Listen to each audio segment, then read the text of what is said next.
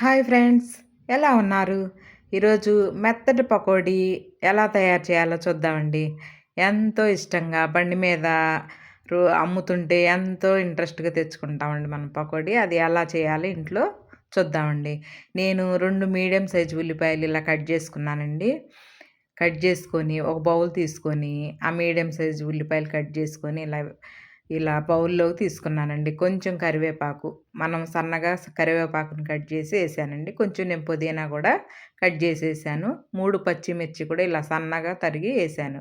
కొంచెం అల్లం గూడా సన్నగా తరుక్కొనేసుకుంటే ఇయన్నీ ఇలా వేసుకుంటే అండి, మనకి పకోడీకి ఇయన్నీ ఎంతో రుచిగా ఉంటాయండి. ఇలా ఏసుకున్న తర్వాత మనం ఇప్పుడు తగినంత ఉప్పు గూడా వేసుకోండి. తగినంత ఉప్పు వేసుకొని, ఒక్క పావు స్పూను పసుపు కూడా వేయండి దీంట్లో. ఇలా చేస్తే అండి మనం రోడ్డు మీద కొనుక్కోకుండా కొంచెం కొంచెంగానే ఎంతో టేస్టీగా ఇంట్లోనే చక్కగా చేసుకోవచ్చండి.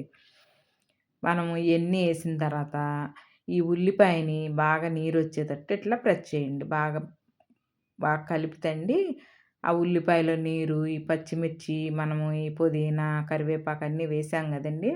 అయి గూడా ఫ్లేవర్ దానికి పట్టి మనం పిండి వేసినప్పుడు టేస్ట్‌నిస్తాయన్నమాట. నేను ఒక పావు కేజీ పిండండి, ఒక కప్పు నిండా పిండి తీసుకున్నాను. పిండి తీసుకొని, ఆ పిండిని గూడా ఒకసారి మిక్స్ చేయండి. ఏసి మనము ఈ పకోడీ చేయటాకండి, ఈ కలుపుకునేటప్పుడే స్టవ్ మీద నూనె పెట్టుకోవాలండి. వేడి వేడి నూనె 2 స్పూన్లు ఆ వేడి వేడి నూనెను గూడా దీంట్లో వేయండి. 2 స్పూన్లు వేసుకుంటే సరిపోతది.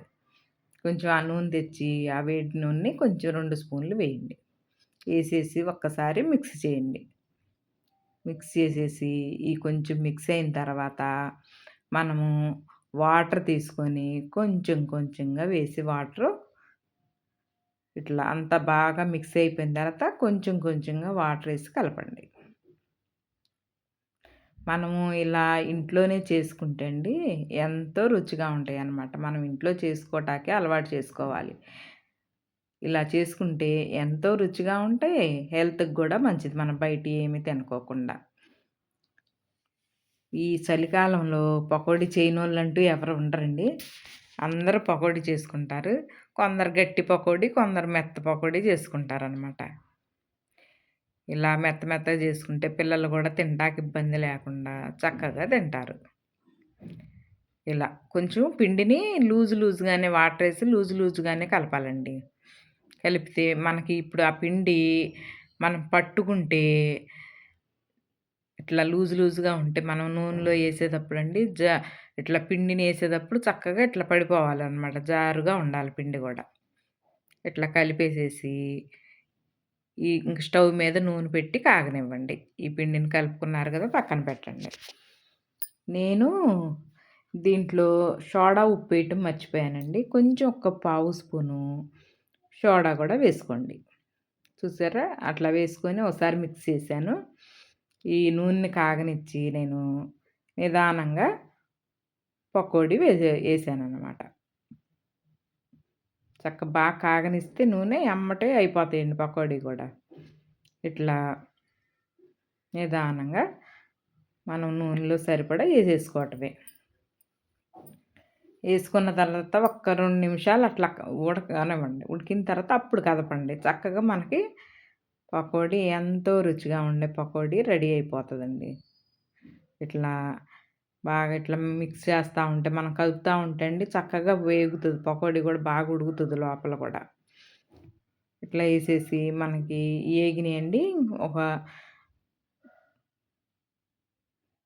ఇక ఇట్లా ఏగిన తర్వాత తీసేసేయండి పకోడీని. తీసేసి మళ్ళీ మిగతా పిండిని గూడా ఇలాగే ఏసేసుకోండి. చక్కగా మళ్ళీ మిగతా పిండిని గూడా ఇలా వేసేసి, అదే మీడియంలో పెట్టి స్టవ్‌ని ముందేసేటప్పుడు కొంచెం హైగా ఉండాలండి. తర్వాత మీడియంలోకి పెట్టుకోవాలి మనం స్టవ్ గూడా.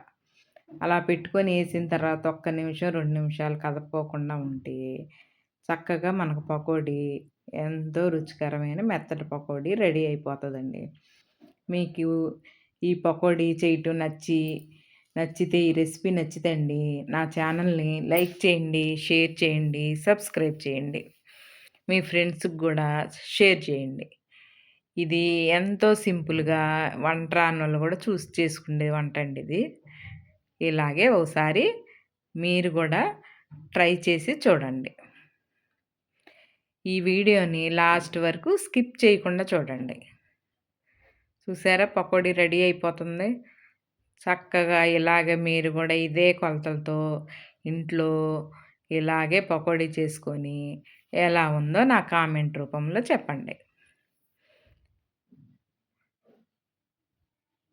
పకోడీ రెడీ అయిపోయిందండి ఇక. తీసేయొచ్చనమాట ఇక. ఇలా యాగనిచ్చేసి తీసేస్తే సరిపోతది.